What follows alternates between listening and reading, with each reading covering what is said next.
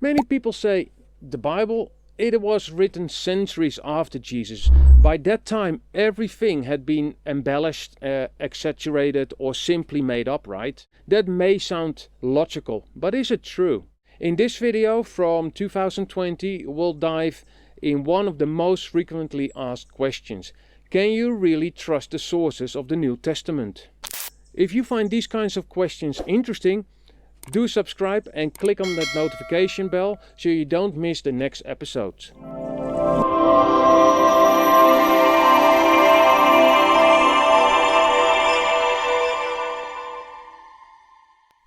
Okay, before I start to answer this question, let's start with Luke's words when he starts his own account, the Gospel of Luke. I will read to you from the Good News Bible translation, just because the language of this translation is a little easier to understand. So, Luke chapter 1, verse 1. Dear Theophilus, many people have done their best to write a report of the things that have taken place among us. They wrote what we have been told by those who saw these things from the beginning and who proclaimed the message.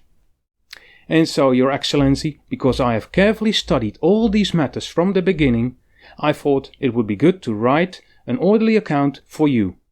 I do this so that you will know the full truth about everything which you have been taught.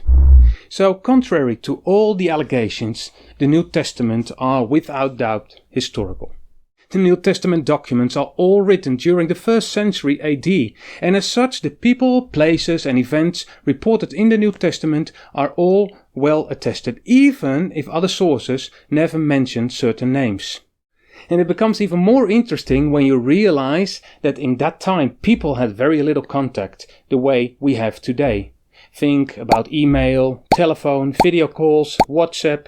Still, people, places and events are mentioned by different authors in different separate documents.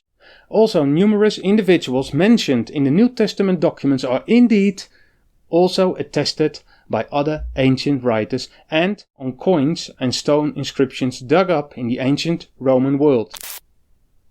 The people in the New Testament are real historical persons. We interrupt our program to bring you this important message. Okay, just a little side note. I will put some links about the extra biblical evidence in the description of this video below. And while you are looking for the link down there, you might as well look at the link to my library account. Library account here. It would also be very helpful if you subscribe to my channel and hit the notification bell. That way you will never miss out on new videos. Okay, back to topic. What does this mean? Well, what do you know about, for example, Julius Caesar? Maybe not much. Maybe you love history and you read all about him.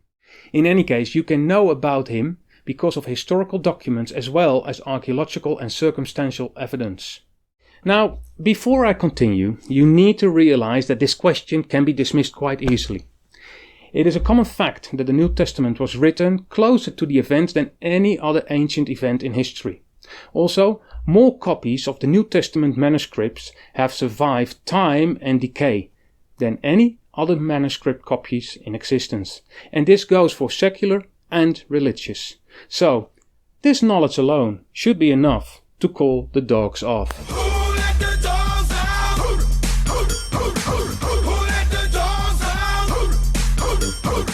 And again, you can go to the description of this video below there and look up the references yourself. Anyway, we need to understand that the culture in Jesus' time was used to memorize events. These memorizations were used to write stuff down and to educate people. Well, you might say that memorization is prone to error. That may be the case in our time because we are not trained in dealing with these kinds of reports. But in ancient times, this was totally different. Stories could be told from generation to generation without losing important themes. This is even more so with the New Testament. You see, the writings of the New Testament are all written between 35 and 100 AD. This period is way too narrow to allow any error, since many of the eyewitnesses were still around. The documents would have no credibility among the first Christians if they contained blunders. Do you realize that Christians, and especially the first writers of the New Testament, literally risked their lives for this story? Yeah, many died a gruesome death for believing the gospel. It would have been much more easy for them to say that the narratives were untrue. Come on, would you support a made-up story to the bitter end, or would you just recall it when you were threatened with a horrible death?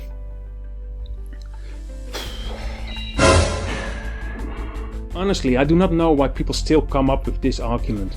Can it be that they are afraid of the claims Jesus made? Huh? Why should they be afraid? Well, as soon as you accept the historical reliability of the New Testament, you'll have to take the words of Jesus serious as well.